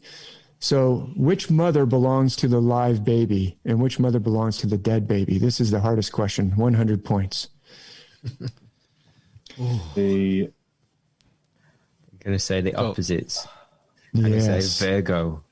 Yes. 100 points to Matt. Was that Matt? Yeah. Yes. Southern Crown is the dead baby has been placed next to Sagittarius, but the dead baby belongs to Virgo. The live baby belongs to Sagittarius. I'll tell you why in a minute. But so the live baby is being lifted up and is about to be cut in half by Hercules. And Ophiuchus or Solomon suddenly says, "Stop, hold on, give it to her," the one who said, "Don't cut it in half." She's obviously been the victim of a switch. Now, this story is obviously metaphor, I would argue. It's not literal, because why would the other mother yell out, "Yes, cut it in half"? She was just trying to get the baby a second ago. She was trying to, right? So she wouldn't say cut it in half. But it's unless she was just overcome by the whole emotion of the thing. But it's a metaphor. It's a very powerful metaphor. It's just like the two twins of Gemini. What is this important characteristic of the two twins of Gemini? One's mortal and one's immortal. Correct. In this case, one baby is alive and one is dead. One is the baby, a mother. There's a mother. We have two births. This is the system. I'll just quickly show you. This is the zodiac. This is from an author, a writer in the this was published in, I think, 1613 by Johann Daniel Milius. This is his depiction of the zodiac. It has 4 stations on the year, just to quickly. The equinoxes are on the 2 sides here. Those are the fall equinox is where we go down into the lower half of the year. I like this depiction because it's got the dark half of the year is the lower, is set up for the lower half. In this depiction, it's going around clockwise. You could draw it going counterclockwise. It doesn't matter. It's just like a map. It's not this is like a diagram to explain. But the equinoxes are there on basically the 9 and the 3 o'clock positions. And the solstices are at the 12 and the 6. So the lowest point of the year is down there at the winter solstice. The highest point of the year is up there at the very top summer solstice. And the fall equinox is where we plunge into the lower half of the year. And that's where, I'll just give you quickly my interpretation of what's going on with these 2 mothers, which happen in lots of myths. There's 2 mothers in lots of myths. There's 2 Marys in the Jesus stories. Osiris has Isis and Nephthys around him all the time. Look at these 2 mothers. This is, which constellation is right before the fall equinox in this setup? Do you know? Virgo? That's Virgo. And where is the second mother? We say, I argue that the second mother is played by which Gemini. zodiac constellation? Sagittarius. No, it's Sagittarius, right? The beautiful Sagittarius. She's right next to the fountain. Remember, that's Sagittarius. So those are the 2 mothers. The first birth is when you plunge down into the mortal realm. The second birth is when you start to wake up and rise up and go back up. It's at the lowest point, and this has to do with recover. It's actually, it's not just about, okay, we come down into this physical body from the spiritual realm. It is portraying that, but it also has to do with like the burial of your essential self, your actual self. And in fact, the Jesus stories, there's a twin in the Jesus stories too. You know who it is? Answer's on the screen. Thomas. Thomas Didymus. Thomas the twin. Thomas the twin. Didymus means twin in Greek. And Jesus says, listen to me. This is in one of the Gnostic books, Thomas the Contender, that was found in the Nag Hammadi. Since it has been said that you are my twin and true companion, examine yourself and learn who you are. I don't want you to be ignorant of yourself. This is about, we actually don't know it. It's quite common that we don't know it, but our self has been buried, has been suppressed. We've been split apart from it. That's why you have to be shown it. That's why the second birth comes later. You start to figure out, wait a minute. Sometimes you never figure out that you have a true self, but hopefully you do. And Jesus says, look, it's not fitting for you to be ignorant of yourself. So that's what's going on. That's what's happening, I would argue, in the story of Doubting Thomas. Who's this? Doubting Thomas.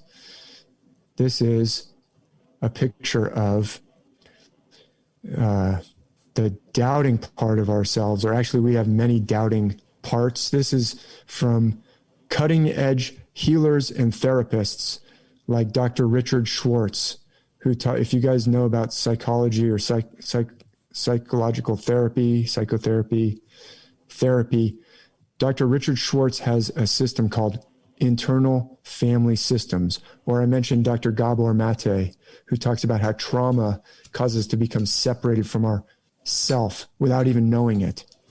So we have like an egoic mind that protects us from ourself. Who's the self in this picture? Jesus. Right. The divine unbreakable. So it's like the Gemini twins. There's a divine twin. There's a mortal twin. You have a self that's unbreakable, undamageable, no matter what trauma you go through. But you get your mind creates these parts that protect you from the self, because the self is courageous. The self is curious. The self is compassionate. And if you've been burned by being courageous, let's say you stood up to a domineering father, and then you got the crap beaten out of you, your mind can throw up parts that say, let's not let that self do that again. That self gets us beaten. Let's suppress that. Let's bury it somewhere where we won't even know it is down there. And you going through your life, you have to get back in touch with yourself. Our biggest problem is we're out of touch with ourselves. That's one of the things that the myths are doing with all this. So let me escape out of here. That's what I think is going on. That's one of the things that's going on in these myths. Is that coherent? Yeah. I used up all 2 hours. Oh, it's fine. I think it's very powerful, and I love the way that it's great sort of analysing these stories and find the connections, but you actually relate it to ourselves and what are the lessons and how we can implement these things, which is really important, I think. Yeah, thanks. I mean, I had to go through that because I was taking them literally, and I found a lot of value in taking them literally. And then when I realized I could no longer take them literally, then the question is, okay, is it just a big game, or what's it doing? And so people could accuse me of, I'm trying to find meaning where it's not there. But I think it's pretty clear that this is what they are doing. I've put a lot of arguments together. This is one of their central themes. That whole twins pattern is found around the world. One of their central themes is recovery of the self. I think that can be argued almost without a doubt. And it's taken me a long time of wrestling. What are they trying to say? I think they're actually works of complete genius that are telling us things on multiple levels about sacred geometry and all these other things that are in there.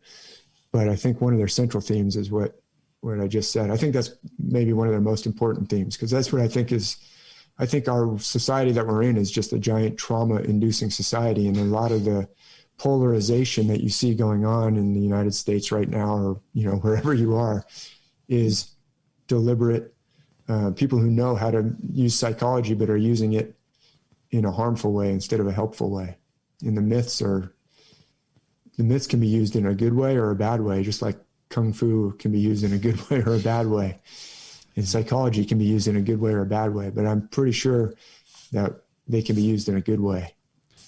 Wow, that's a fantastic way, I think, to wrap it up. I think this system that's been maintained and nurtured for millennia, it does suggest that that it's not just fairy tales and stories, that there really are applicable lessons. And this is why it's great to have people like you studying this and bringing it to light for normies like us who, don't know a Greek myth from a, whatever. Yeah, don't say that. I would say the myths are teaching you there's no normies. Everybody's got its divine self in there. It's there already. Yeah. It's already there, but we're isolated from it. But to reach our full potential, we've got to get in touch with it.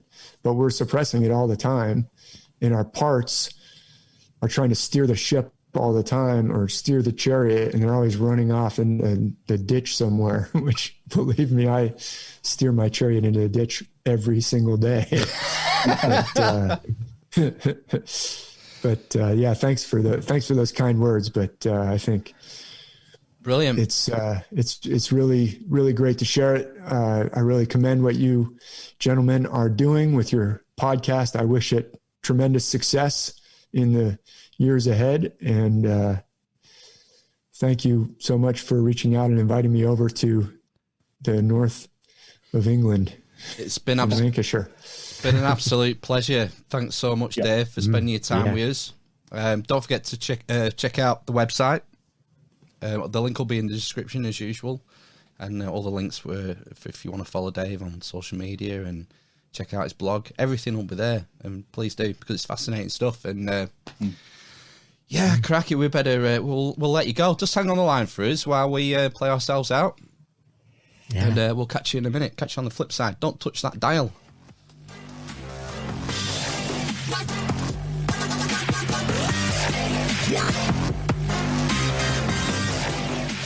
Right then, we're back. The dwarf, the cripple, and the mother of madness. That was our chat with the legend that is David Mathisen. How good was that? It was. I don't like saying he was the best, but he was the best. We don't have any favourites here. Everyone brings their own, you know, viewpoints and their own. He was my most favourite astrotheologist okay. we've had so far. No, I think it was brilliant. Audio visual treat. Yeah. I thought it was amazing what he put together there. Yeah, definitely go to the website, starmythworld.com, where you can find loads of information, his blog and videos, and the video I did with Comitan recently. And check his books out. I got Astrotheology for Life, and I was hot. What I often do when I get a new book is go to the ending. Yeah, the ending, the references. Okay. I look at the references, and there was René Schwalder-Lubitsch, Hamlet's Mill, Graham Hancock, John Anthony West. I was like, fucking hell, I'm going to love this. And I was right. I loved it. I got halfway through, and I ordered Myth and Trauma, which I haven't started yet. I was taking a break. Mix it up a bit, but yeah, brilliant. Check out his books. It's quite interesting how he sort of got the psychology bit in. Like sort of like the meaning of the myths and what it means for you as a person. Well, this is That's why. Quite interesting. This is why I got myth this and trauma. Myth and trauma, you know. It's good relating things, you know, that it's not just, well, I said in the podcast, you know, not just fairy tales, but that these things are relevant and they've got lessons to teach us. So, brilliant work. Keep it up, Dave. Fantastic. Okay, then. Housekeeping. Housekeeping. Housekeeping. iTunes reviews we need. Have we had any more iTunes reviews recently? I don't know. I've not been keeping track and looking. No, I've been locked out of everything now because all the passwords have changed, haven't they? Subscribe to us on the YouTube channel. Obviously, this podcast is a prime reason to go to the YouTube because we had some visual aids, and it'll make a lot more sense to you if you can go and see, you know, put a picture to what Dave was talking about. It helps you visualize these things. So yeah, check out the YouTube channel. Send us articles, clips, videos, memes, artwork, messages as usual. Email us at theamishinquisition@gmail.com. You know what else you can do? Before you toss the coin. Okay. No. You can check out the Amish loot chest. Yeah. At Teespring. We've finally got some merch going.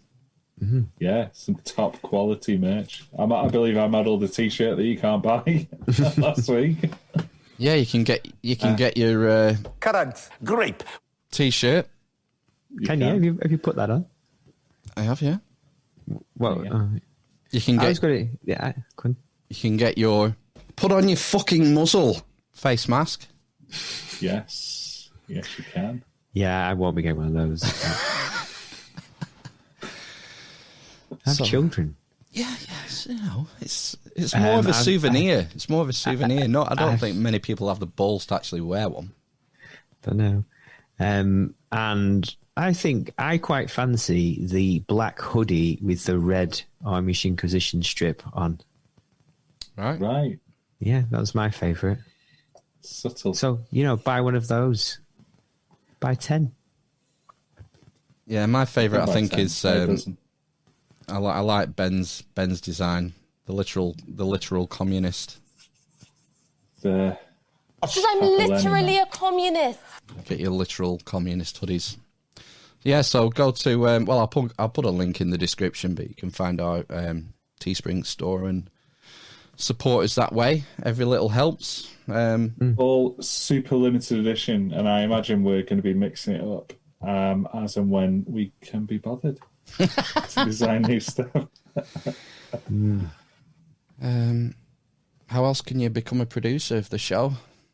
Ben. You can Venmo us some cash, I think.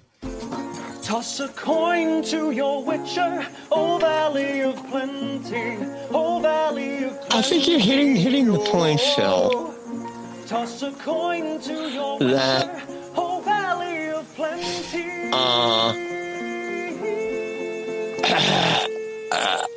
it really bothers me.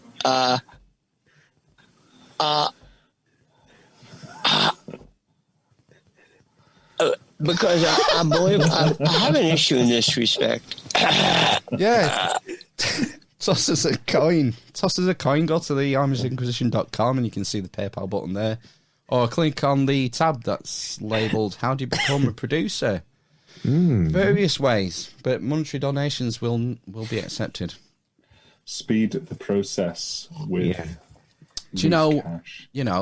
You need to support the #1 podcast in the British Virgin Isles. Yes, you do. Absolutely, yeah.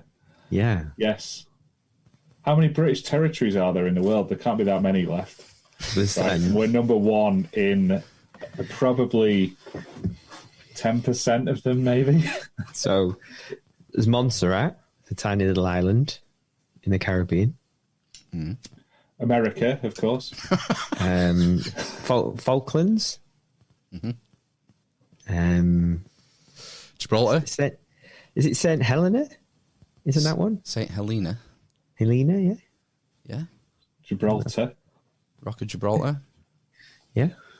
I bet there's less than 10, which means, we're hitting 10%. Yeah, we're not still #1 Oh. in all categories. We're still #1 in philosophy and society and culture. Somehow. Nice. We beat off Oprah. Yeah, Oprah, yeah.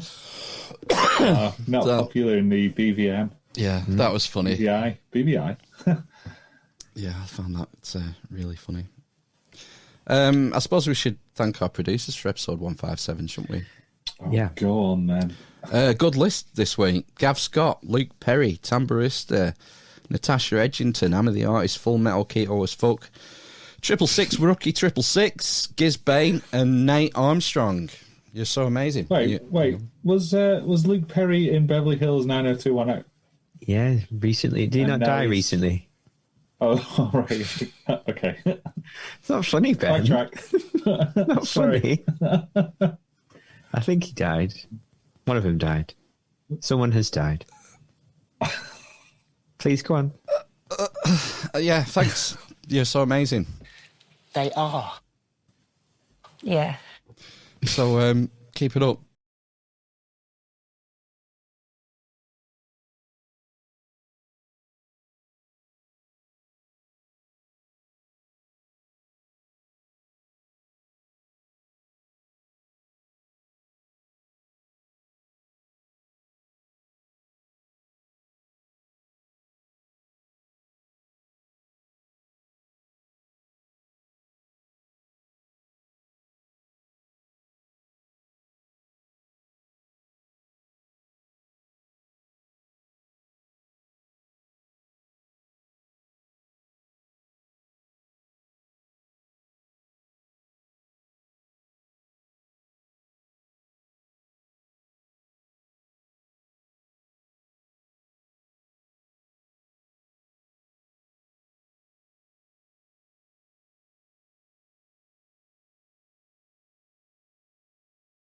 support. We don't always get to use everything we get sent, but it is appreciated, and some things that we can carry over to next week we'll do.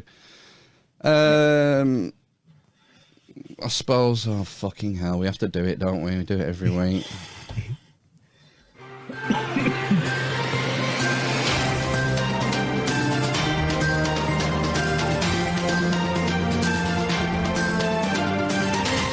COVID-19 news. It's just, super painful. Like a judgment day and terminating mode, like. The magic vaccine. A big fat shot in the ass from hell. Dr. Yayanta Bhattacharya. Hurt the Bible, hurt God. This is such a crock of shit. This is Dr. Bhattacharya. Yeah, we've had some rather big COVID-19 news this week. Let's start with something that happened earlier in the week. France has announced a second national lockdown and Germany a partial lockdown in an attempt to combat spiralling cases of COVID-19. Leaders are urging people to stay at home and reduce social contact as much as possible. Each period of confinement will last at least a month. Measures range from, in France, a full closure of so-called non-essential business and only short necessary outings allowed, to in Germany, the German measures are a so-called lockdown light, where contact between two households is the maximum allowed. But they aren't the only European nations to impose such strict measures. Ireland returned to its highest level of restrictions on the 22nd of October. Its lockdown is expected to last for 6 weeks. There, no social or family gatherings are allowed in homes or gardens, but people can meet outdoors with one other household. Fun times. So, Europe started lockdown 2 again this week. And, I don't know how anyone could have predicted this, but last night we had an announcement from the Prime Minister. In this country, alas, as across much of Europe, the virus is spreading even faster than the reasonable worst-case scenario of our scientific advisors, whose models, as you've just seen, now suggest that unless we act, we could see deaths in this country running at several thousand a day, a peak of mortality, alas, bigger than the one we saw in April. And so now is the time to take action because there is no alternative. And from Thursday until the start of December, you must stay at home. You may only leave home for specific reasons, including for education, for work, let's say if you cannot work from home, for exercise and recreation outdoors with your household or on your own with one person from another household, for medical reasons, appointments, and to escape injury or harm, to shop for food and essentials, and to provide care for vulnerable people or as a volunteer. I'm afraid non-essential shops, leisure and entertainment venues will all be closed, though click and collect services can continue and essential shops will remain open, so there's no need to stock up. Yeah, we're going into another lockdown. Lockdown 2.0. Yeah. Yeah, that's just going to go on in terminating mode, but it's just going to go on forever, isn't it, I think? Well, that was last night, and then this morning on the Mars show, we get this. I think that what we need to do is to recognise, and I'm sure we'll go into the reasons why these measures are appropriate, but we need to recognise that we do need to get the infection rate, the R rate, below 1. We believe, on the basis of the evidence that we have, that we will be able to do so, and that from the 2nd of December, we'll be able to move back to a fully regional approach, a tiered approach. But obviously, we will be guided by the facts. And given, of course, the way in which the virus has shown a particular malignancy in the course of the last 2 weeks, we do need to be vigilant. But our assumption, on the basis of everything that we know, is that we will be able to exit these national restrictions on the 2nd of December. But it sounds like now there is a kind of consensus that if the R rate is not low enough and infections are still going up, that'll go on. next question is what happens when we do exit this lockdown, because Jeremy Farrar was suggesting that it will be like Tier 3, but more so restrictions across the entire country. That's pubs closed, restaurants closed, most shops closed, people not allowed to visit each other's houses and so forth, and that could go on for some time. Well, again, I'm a great fan of Sir Jeremy and always listen with interest to the points that he makes. But I think it's important that we don't get entirely ahead of ourselves here.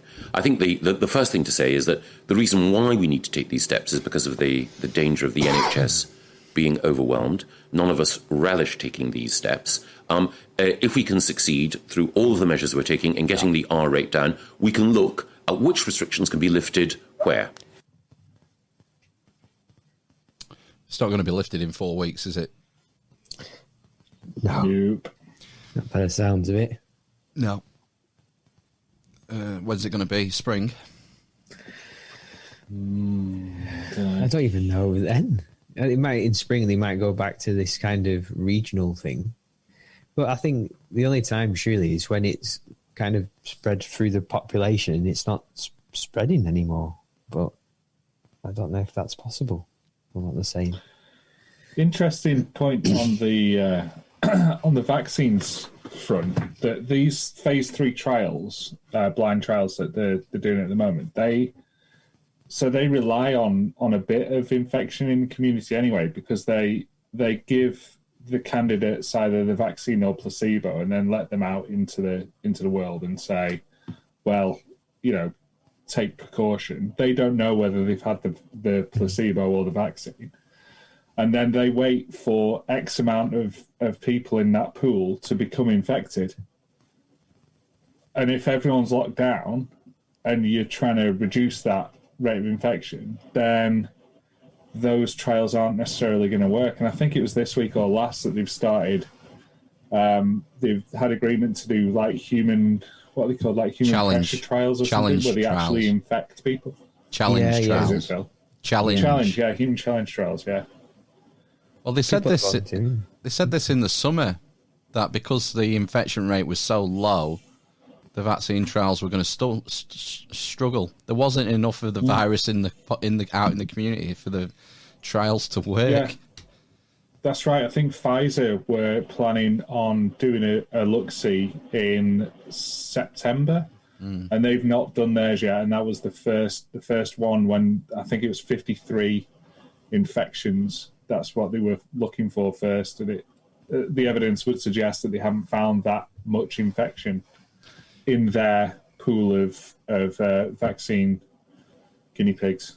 Do you know what might have been a good tactic in the summer when infection and fatalities were on the floor and there's no winter pressures with the NHS, to maybe relax some restrictions and build up some community immunity rather than putting it off till winter when all respiratory viruses increase in prevalence.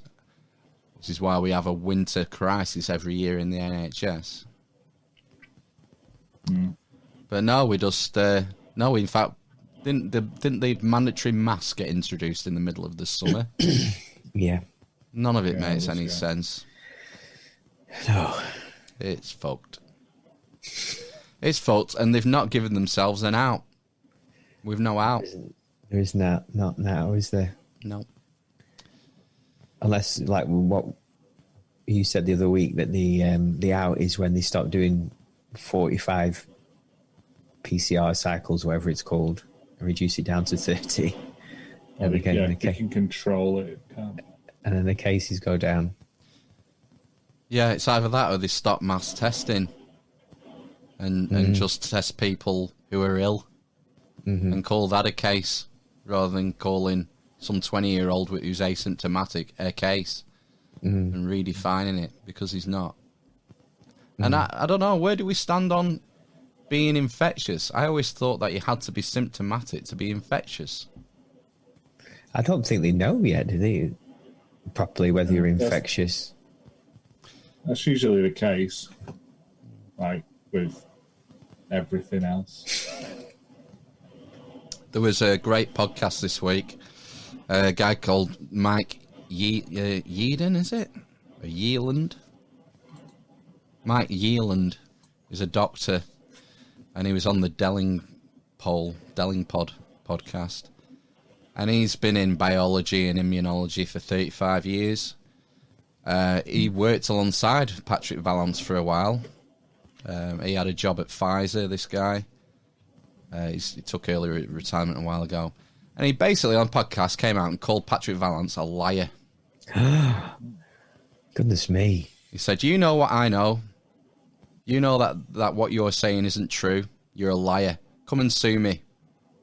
Right, okay. But you won't, because you won't win. What's he saying he's lying about? You know, yeah, pretty much. You know when they came out in September with that scenario? Oh, right, yeah. And they said that due to ONS antibody surveillance figures, we believe that 7% of people have had the virus, therefore 93% of the population is still susceptible. Right. Anyone with any knowledge of immunology knows that's rubbish. Because your body making antibodies is like its last line of defense. Right. It doesn't account for mucosal immunity, the innate immune response. It doesn't account for T-cell immunity, cross-immunity with other coronaviruses.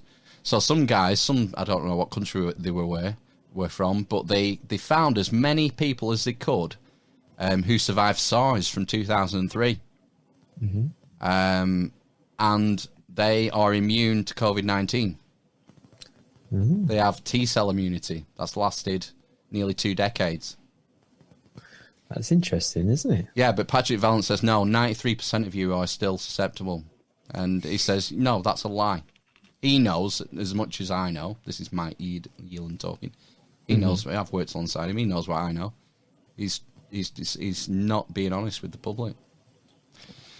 That kind of links in with what I was asking last week. Like, what are the fringe benefits to locking down a country? What if it's not the virus, or if it transpires that the virus isn't as bad and we're not all as susceptible as we're being told? Is there any other benefit to the government? Is there another agenda, essentially, to locking us down at this specific time, or focusing on the NHS? And I don't know. And, you know, you hear discussions and things where politicians say, no, the NHS is certainly not for sale, and we're not looking to go to a private situation like the States. And then, of course, you know, you've got the Brexit situation where I've completely lost track of where that is now, and what's going to be going on in essentially 2 months' time now. Is there any benefit in keeping your populace, you know, under wraps? I don't know, under control, I guess, that isn't just about this virus floating around? I don't know the answer to that, but I think it's more, rather than it being some big global conspiracy, I think it's just opportunism and corruption. Well, I mean, that's the thing that blows out of the water, because it's not just in Britain, is it? It's not like... No. I'm focusing on that, and really our decision, or the Prime Minister's decisions, and they seem to be made from a following stance in every case. Apart from he's not a leader, he's a follower, from what I've seen. We played a clip from Malin Baker's, previous guest Malin Baker's YouTube channel a few weeks ago now, talking about this, and he talked about political groupthink, intergovernmental groupthink. And we've seen it with the first lockdown, and again this weekend. France and Germany announced lockdowns. The pressure then builds on our government to take decisive action. Then Sage come out with these doomsday scenarios. 4,000 or 6,000 people are going to die a day at the peak, they're saying. More modelling. Imperial models are still being referenced. Neil Ferguson. And he trashed Mike Yealand. He trashed Ferguson on it as well, and what they've been doing. It's an interest. I was going to clip it, and I will listen to it and started taking notes. I could have took 50 clips from it because it was just devastating. It just devastated the whole Sage thing. It needs to be disbanded, he was saying, because it's not fit for purpose. And I'm starting to agree with it, and sort of looking forward to the public inquiry and seeing Patrick Vallance there in the dock, and then, you know, hopefully getting him stripped of his knighthood. Might be wishful thinking, but you know, I just worry we're so focused on this that we were talking last night about the collateral damage, and it's just gonna be fucking horrific, and people don't realise. But it's like 50% of the population are thirsty. They're thirsty for it. Lock me down, tread on me, daddy, stamp on me, tell me what to fucking do. I do not get it. I don't get it. Is it not? Do you not think a lot of people are still scared, aren't they? You would think. Yeah, definitely. And I don't. This is probably controversial, but I'll say it. But do you not think some people quite like being furloughed away from their jobs that they don't like and getting 80% of the salary? Definitely. Some people, probably like a minority, I would have thought. But do you know what? The lockdowns are a luxury of the middle classes. It's the lower and working class people who are going to pay the price for this. Well, that's the thing, is like when this furlough is like, it's just been extended for another month, hasn't it? I think. So it's supposed to end, was it not, on the 31st yesterday? Yeah. And that's been extended for another 30 days or whatever. But yeah, basically it's going to be, it's all these chains that are closing. It's like, I think it was like Pizza Hut said they're closing X amount of stores, or, you know, all these places that hire people on minimum wage, right, or the living wage or whatever. Those are the kinds of jobs that are going, aren't they, essentially? Yeah, I mean, it's generally, you know, I'm generalising, but if you take a look at middle class families, they're more likely to be able to work from home, so they don't lose 20% of the pay. They get the full pay through the lockdown. Yeah. They save on travelling expenses, going to the office. So a lot of people are actually better off. Better off. We're better off during the lockdown. I am better off during the lockdown, I'd say financially, but yeah. If school closes, I will not be better off mentally. That's the thing. No. I have to start working condensed hours again. Yeah. Like 3 days a week, doing full week in 3 days. But the analogy of it hitting poorer people harder doesn't just apply to our country. This is a global issue. Well, yeah, like properly poor people, you know. People who are at risk of starvation. Yeah, that's what I mean. Yeah. The global economy shutting down. Our system, for all its faults, our capitalist system has lifted hundreds and hundreds of millions of people out of poverty over the last couple of decades, 3 decades. And a lot of that is going to get reversed because of these measures. And things like child vaccination rates drop like a stone. Yeah, you know, we're not doing it anymore. No, in Africa and in other places, and we seem to be, a lot of us are ignorant or blasé about these consequences.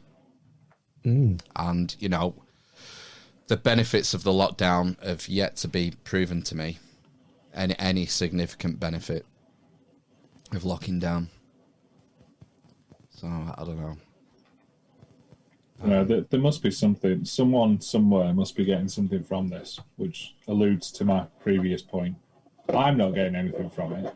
I mean, I'm in Matt's position that, you know, I quite like working from home, and it's all right. But I'm not the decision maker here, and the decision makers who are deciding everyone locks down or everyone's in tier 3, 4, 7, whatever, they must be seeing a benefit themselves. Someone somewhere must be getting something from this. Well, look at the way the government hands out the contracts to Serco and Dido Harding and all their mates. Yeah. You know, that's just one. I thought I'd been cancelled then when the camera cut out. That's just one avenue of the corruption end of it. You know. It's just so much cash, so much money being pumped into that test and trace thing, and it's awful, isn't it? And then you look at the pharmaceutical end of it. You know, guaranteed cash for something that's not guaranteed to work. Do you remember what happened with H1N1 when all our countries in Europe were lumbered with millions and billions of pounds worth of vaccine that no one wanted because it had just gone away, and we were lumbered with it. Good days. Having to renegotiate contracts with Glaxo and all the rest of it. Say, yeah, we ordered this stuff. It turns out we don't need it anymore. You know, but it's great that when you get paid up front, isn't it? And just, yeah,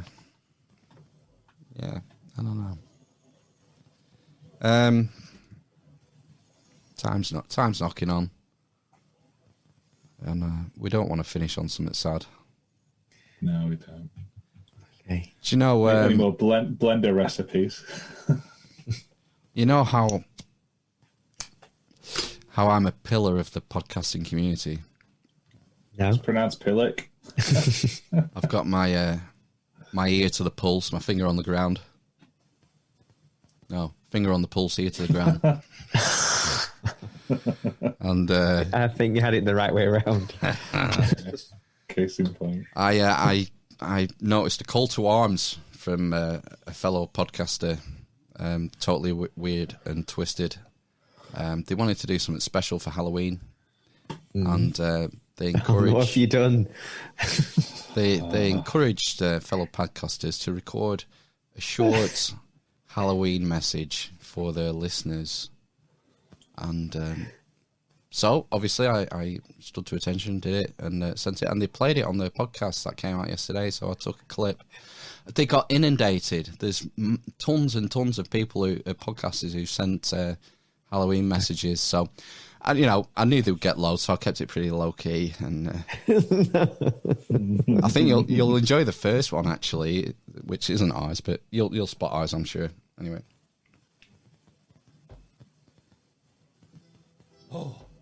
Oh, if I can find it. Guys, later. Hey twats, it's Frankie. And it's Jake. And we are Fear the Talking Queers. And we just wanted to say Happy Halloween, bitch. And for those who speak Spanish, Feliz Halloween, perra.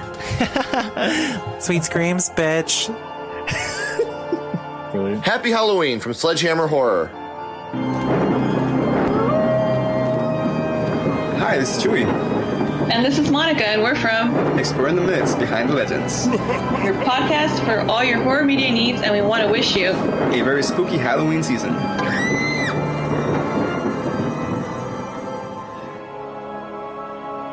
Hey, all you twats listening to Totally Weird and Twisted. We just wanted to say Happy Halloween from the Radio Nasties podcast. So, Happy Halloween.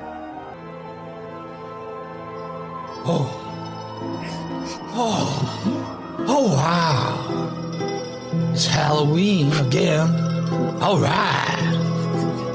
So, happy Halloween from the Amish Inquisition to all the twats out there.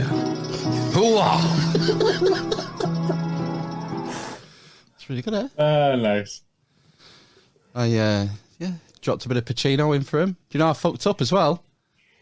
I did. I've got like some Sicilian mafia music, and then I did his "Scent of a Woman" Southern accent.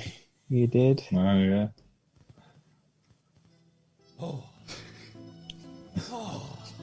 wow! It's Halloween again. All right. Yeah. So, happy Halloween from the Amish Inquisition to all the twats out there. Shit. How hot character is that? Yeah, it's quite a juxtaposition. Or is it the paedophile that lives next door to Peter Griffin? Oh yeah! Don't forget to stretch his creamy hamstring.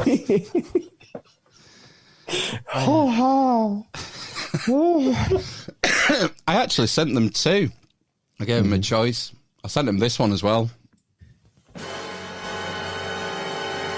Nobody expects the Amish Inquisition.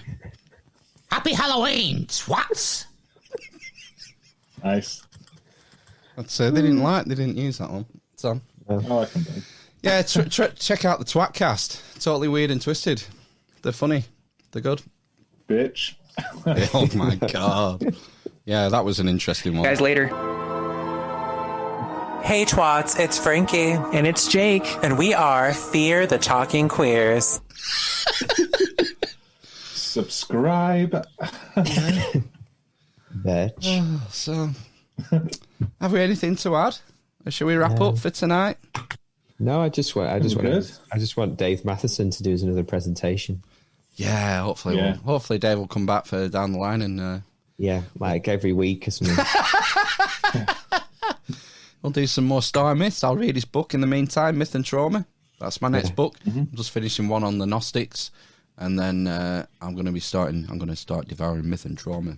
So that's something for me to look forward to when we're locked down. So yeah, I guess we'll sign off for this week. Next week, Marek Zimslowski. Next week, yes. Author, entrepreneur who ended up on Interpol's most wanted list. Ooh. So that should be interesting. Right. You good? See you later. Okay. Yeah. Catch you next week. Jambo Jambo. I got Harry. Cunt! Because I'm literally a Come here, Goose, you big communist. I imagined the carrot was my penis. I don't like them putting chemicals in the water that turn the friggin' frogs gay. I'm a blind man.